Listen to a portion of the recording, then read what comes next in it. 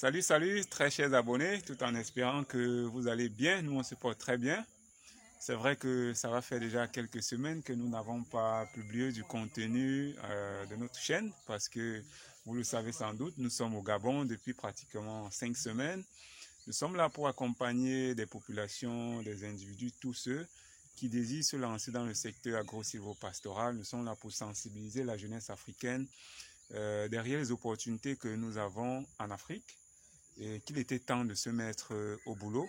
Et vous le savez, pratiquement le Gabon, c'est un pays où on importe pratiquement 90% de tout ce qui se consomme. Pour nous, on trouve ça absurde à la limite et on a voulu apporter notre modeste contribution. Alors, pour aller dans le vif du sujet, ce jour, on a été sollicité par Joël qui a vu ce qu'on fait à travers les réseaux sociaux et elle a voulu qu'on vienne l'aider à installer son petit rucher à domicile. Par contre, après avoir installé le rucher, on a été surpris ou plutôt émerveillé par les compétences ou les activités qu'elle mène à domicile. C'est pourquoi on a décidé de faire ce petit partage pour qu'elle va vous présenter ce qu'elle fait concrètement et sa vision du monde ou de ce qu'elle veut créer en gros quoi. Donc c'est un peu ça le but du sujet. Bonjour Joël. Bonjour. Ok. Vous êtes une Suédoise? Suisse. Une Suisse, ok. Suisse et thaïlandaise. Vous êtes installée au Gabon, Oui. plus particulièrement à Malibé 2. Oui. Depuis combien de temps déjà? Depuis 8 mois. Depuis 8 mois. Oui. Pourquoi le Gabon? Je suis venue ici pour travailler dans le bénévole, en tant que bénévole. Et j'ai rencontré mon mari et je suis plus repartie. Ah, vous avez pris un coup de foudre et puis vous êtes resté. Voilà. Alors, vous êtes déjà satisfait du travail que nous avons fait? Oui. L'installation des ruches, c'est ça? Vos impressions? Ah, c'est super, vraiment. Je suis vraiment très contente aussi. Le cours, j'ai appris tellement de choses. C'était incroyable, vraiment. Je suis tellement contente que vous soyez venus. C'est super. Ok. Ce que vous faites et vraiment le Gabon a besoin de ça. C'est vraiment très important votre travail. Ok. En parallèle, vous nous avez fait visiter votre domicile et je me suis rendu compte que vous avez vraiment une diversité floristique importante en pépinière.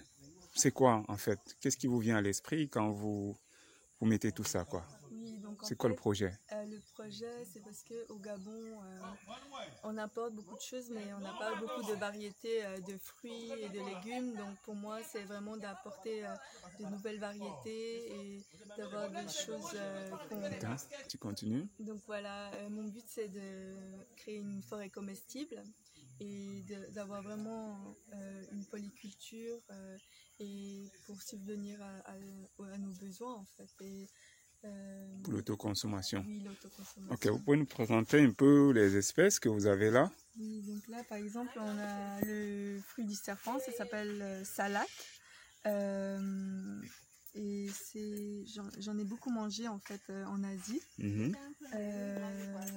Ça c'est des longanes, c'est aussi un fruit asiatique. Le longan. Oui. Là on a les dattes. Là on a l'hysope. Là on a le louffa, c'est les éponges naturelles en fait. Oui. Donc au lieu d'acheter des éponges en magasin, ça vient directement du jardin.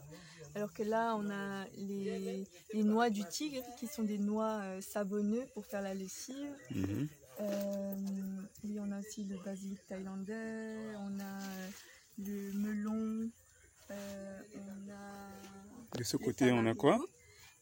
Ça, c'est les pois, ça s'appelle le sator. Et c'est un arbre en fait qui donne des pois. Et ça sent très mauvais, mais c'est très bon. Et c'est très nourrissant aussi. Et là? Ça aussi, c'est pareil. Là, on a la cerise du Suriname.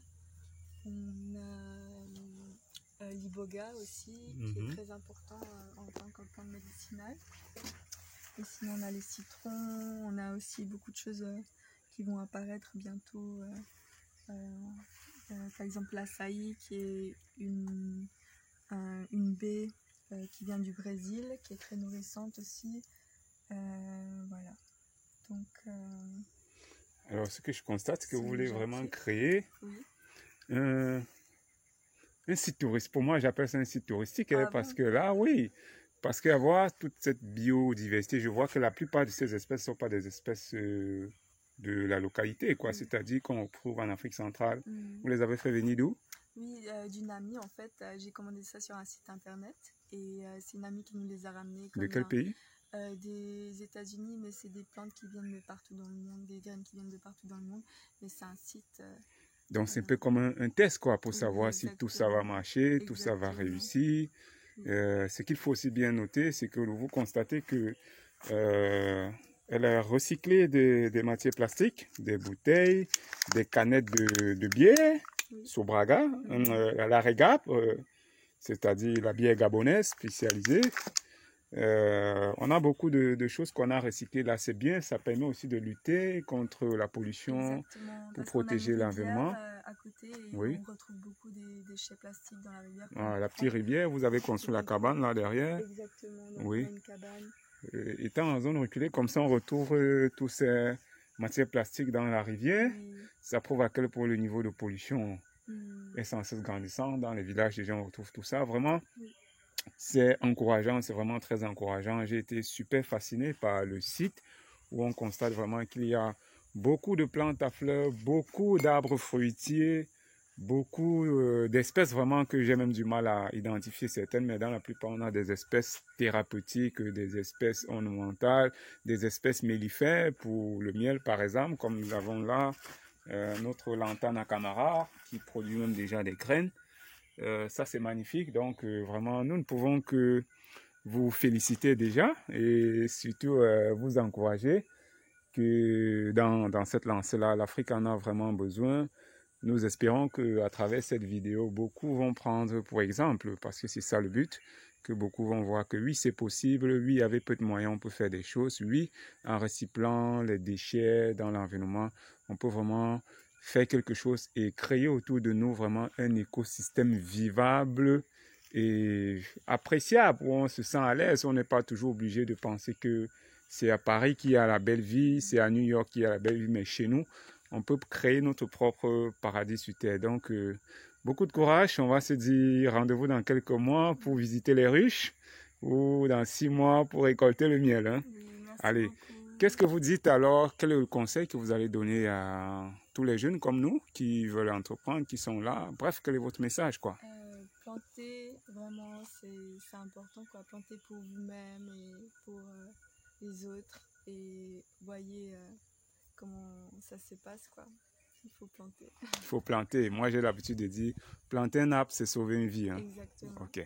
Donc, chers abonnés, si vous avez aimé, n'hésitez pas à commenter, de nous laisser en commentaire s'il y a des questions, s'il y a des remarques, des suggestions. Écrivez-nous en commentaire. N'hésitez pas de vous abonner, de liker. On se dit à très bientôt pour une nouvelle vidéo. On espère que le jour où on viendra faire la récolte des ruchers de Joël, vous seriez des nôtres. On va vous partager cette expérience avec vous. Allez, à très bientôt. Merci.